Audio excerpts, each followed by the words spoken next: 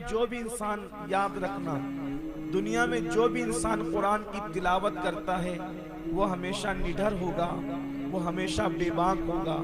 इसलिए कि कुरान अपनी तिलावत करने वालों को निडर और बेबाक बना देता है।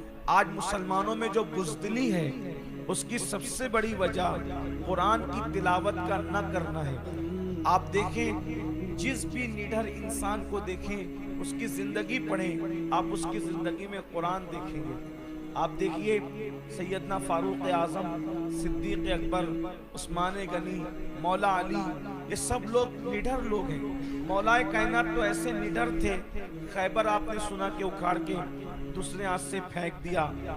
40 लोग मिलकर जिसको खोलते बंद करते थे, 40 लोग मिलकर उसको खोलते बंद करते थे, उसको उल्टे हाथ से उखाड़ करके दूसरे हाथ से उखाड़ करके फेंक दिया।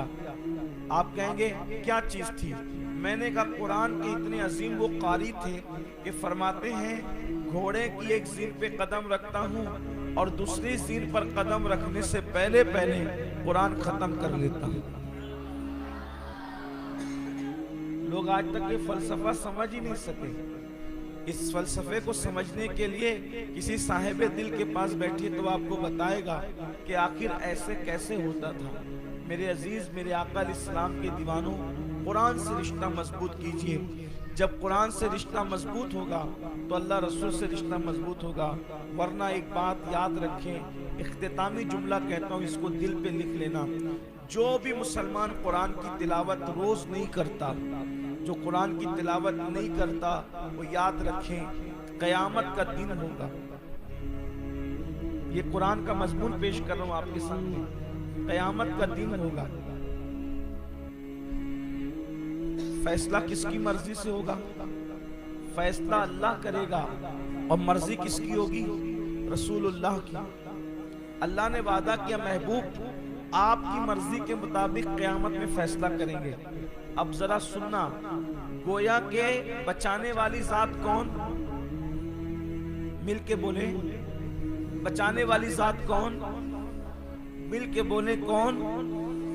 शफात करने वाली जात कौन? शफीउल मुज़निबीन कौन? पूरे क़यामत में बचाने वाला कौन है? रसूलुल्लाह। अगर बचाने वाला खुद खिलाफ में खड़ा हो जाए, अंजाम क्या होगा? बचाने वाला खुद खिलाफ में खड़ा हो जाए, अंजाम क्या होगा? कुरान कहता है क़यामत के दिन अल्लाह के रसूल अल्लाह की बारगाह में हाजिर होकर कहेंगे, ए अल्लाह, ये मेरी वो कौम है जिसने कुरान को छोड़ दिया था। हुजूर शिकायत करेंगे, इन्होंने कुरान को छोड़ दिया था। आप बताओ, जब शफात करने वाले रसूल जब खुद शिकायत करने पर आए, कौन बचाएगा? इसलिए कुरान सीखिए, कुरान पढ़िए और कुरान पर अमल कीजिए। इसलिए कि तन्हा मुसलमान है जिसके पास अल्लाह की किताब मौजूद है और जैसी आई थी उसी शक्ल में मौजूद है। इस कुरान के अंदर कभी तहरीफ नहीं हुई और इंशाअल्लाह कभी हो भी नहीं सकेगी। तो कुरान से अपने रिश्ते को भरपूर मजबूत कीजिए। अल्लाह के रसूल अलैहिस्सलाम ने फरमाया, अपनी औलाद को 3 बातें सिखाओ, अपने नबी की मोहब्बत, अहले बैत की मोहब्बत और तिलावत कुरान। 3 चीजें सिखाने का मेरे आका ने सलाम ने हुक्म दिया। अच्छा कुरान पढ़ने वालों से कुरान सुनिए, आप भी पढ़िए, अल्लाह ताला तौफीक अता फरमाए। याद रखिए, कुरान पढ़ने से जब मौत आसान हो जाती है तो कुरान पढ़ने से जिंदगी क्यों आसान नहीं हो सकती। अगर बंदा पूरे ईमान और यकीन के साथ सिर्फ सूरह फातिहा पढ़ के किसी लाइलाज मरीज पर दम कर दे, अल्लाह उसको भी शिफा अता फरमा दे। आप क्या समझते हैं मेरे भाइयों? इसलिए मैं अपनी बहनों से भी कहता हूँ, मैं अपनी माओ से भी कहता हूँ, जो घरों में बैठ करके सुन रही है, रोजाना कुरान की तिलावत के आदी बनो।